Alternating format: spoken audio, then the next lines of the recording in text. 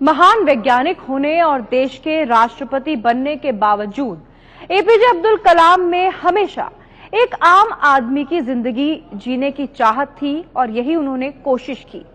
देखिए उनकी जिंदगी के ऐसे कई किस्से जो उनकी दरियादिली की छाप छोड़ते हैं। डॉक्टर एपीजे अब्दुल कलाम साल 2002 में राष्ट्रपति बनने के बाद पहली बार केरल गए थे।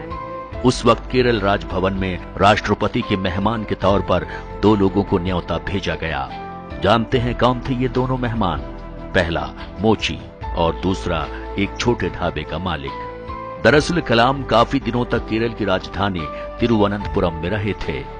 तभी से उनकी सड़क पर बैठने वाले मोची से जान पहचान हो गई थी। उस दौरान अक्सर वो एक ढाबे में खाना खाने जाया करते थे।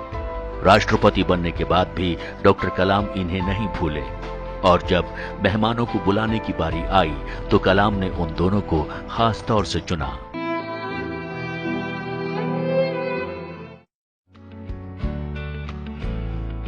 डॉक्टर कलाम ने कभी अपने या परिवार के लिए कुछ बचाकर नहीं रखा।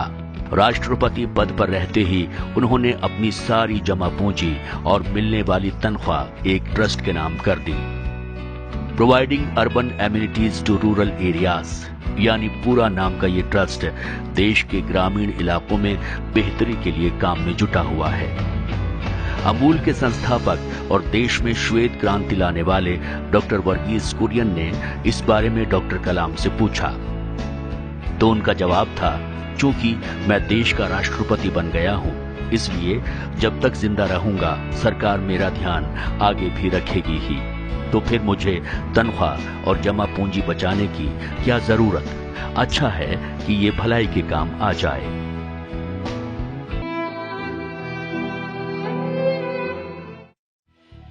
डॉक्टर कलाम जब डीआरडीओ के डायरेक्टर थे, बात तब की है।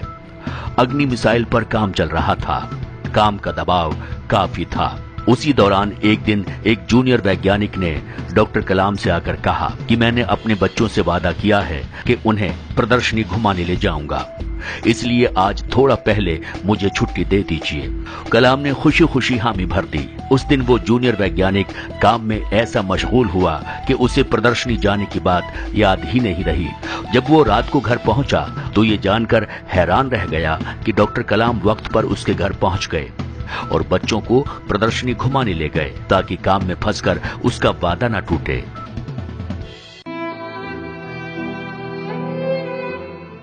देश के सर्वोच्च पद पर पहुंचने के बाद भी डॉक्टर कलाम को गुरूर कभी छू नहीं पाया था। साल 2013 का किस्सा सुन लीजिए। आईआईटी वाराणसी में दीक्षांत समारोह के मौके पर उन्हें बतौर मुख्य अतिथि आमंत्रित किया गया था। कार्यक्रम में मंच पर 5 कुर्सियां लगाई गई थीं, जिसमें बीच वाली कुर्सी पर डॉक्टर कलाम को बैठना था। लेकिन वहां मौजूद हर शख्स उस वक्त हैरान रह गया जब कलाम ने बीच वाली कुर्सी पर बैठने से मना कर दिया। वजह थी बीच वाली कुर्सी बाकी 4 कुर्सियों से बड़ी थी। कलाम बैठने के लिए तभी राजी हुए जब आयोजकों ने बड़ी कुर्सी हटाकर बाकी कुर्सियों के बराबर की कुर्सी मंगवाई।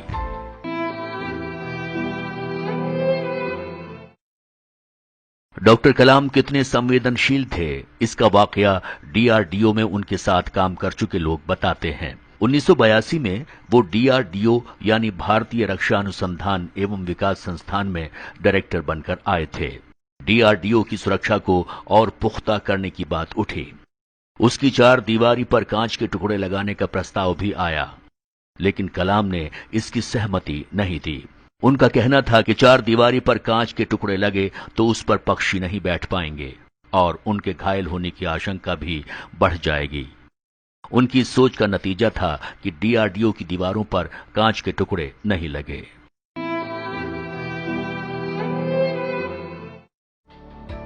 एक बार डॉक्टर कलाम को एक कॉलेज के कार्यक्रम में बतौर मुख्य अतिथि शरीक होना था।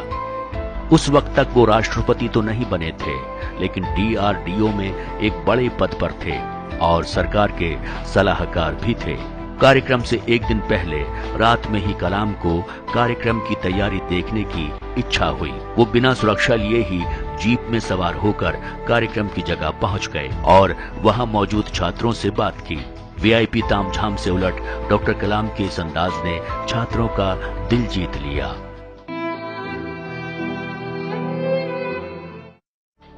साल 2002 की बात है। डॉक्टर कलाम का नाम अगले राष्ट्रपति के रूप में तय हो चुका था। उसी दौरान एक स्कूल ने उनसे छात्रों को संबोधित करने की गुजारिश की। बिना सुरक्षा तामझाम के डॉक्टर कलाम उस कार्यक्रम में शरीक हुए। 400 छात्रों के सामने वो भाषण देने के लिए खड़े हुए ही थे कि बिजली गुल हो गई। आयोजक जब तक कुछ सोचते, डॉक्टर कलाम छात्रों के बीच पहुंच गए और बिना माइक के अपनी बात रखी और छात्रों के सवालों का जवाब दिया। डॉक्टर कलाम दूसरों की मेहनत और खूबियों को तहे दिल से सराहते थे और अपने हाथों से थैंक यू कार्ड बनाकर ऐसे लोगों को भेजा करते थे। डॉक्टर कलाम जब राष्ट्रपति थे, उस दौरान नमन नारायण नाम के एक कलाकार ने उनका स्केच बनाया और उन्हें भेजा। नमन के पास जब राष्ट्रपति डॉक्टर कलाम का हाथ से बना थैंक यू कार्ड और संदेश पहुंचा तो वो भौचक्के थे। उन्हें उम्मीद नहीं थी कि देश के महामहिम इस तरह दोस्ताना अंदाज में उन्हें शाबाशी देंगे।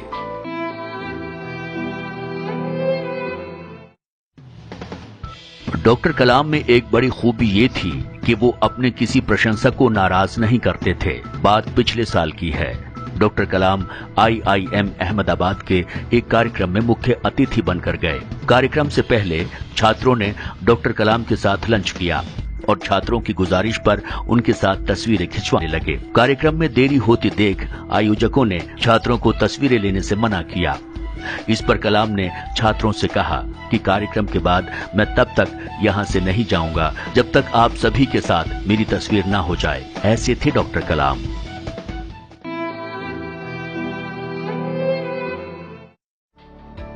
मिलने आने वाले बच्चों को डॉक्टर कलाम अक्सर अपने बचपन का एक किस्सा बताया करते थे। किस्सा तब का है जब डॉक्टर कलाम करीब 8-9 साल के थे। एक शाम उनके पिता काम से घर लौटने के बाद खाना खा रहे थे। थाली में एक रोटी जली हुई थी। रात में बालक कलाम ने अपनी मां को पिता से जली रोटी के लिए माफी मांगते सुना। तब पिता ने बड़े प्यार से जवाब दिया, मुझे जली रोटियां भी पसंद हैं। कलाम ने इस बारे में पिता से पूछा तो उन्होंने कहा, जली रोटियां किसी को नुकसान नहीं पहुंचाती हैं, कड़वे शब्द जरूर नुकसान पहुंचाते हैं।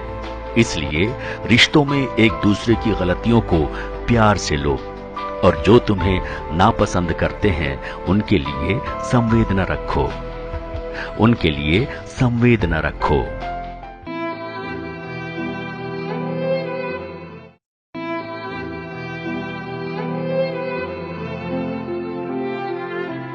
ऐसे एक अनमोल रत्न, विविध प्रतिभाओं के धनी भारत मां के लाल हमारे बीच नहीं है। हम लोगों ने बहुत कुछ गंवाया है, बहुत कुछ खोया है, लेकिन उनका जीवन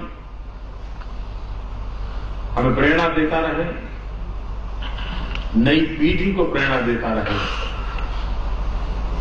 और जिन सपनों को उन्होंने देखा उन सपनों को पूरा करने के लिए उनके आशीर्वाद में सदा सदा बने रहे। परम शक्ति हमें आशीर्वाद देती रहे और हम उनसे प्रेरणा पाकर के संकल्पबद्ध होकर के उनके पथ चिन्हों पर कुछ न कुछ कदम चलने का प्रयास करें। यही उनके प्रति उत्तम से उत्तम श्रद्धांजलि होगी।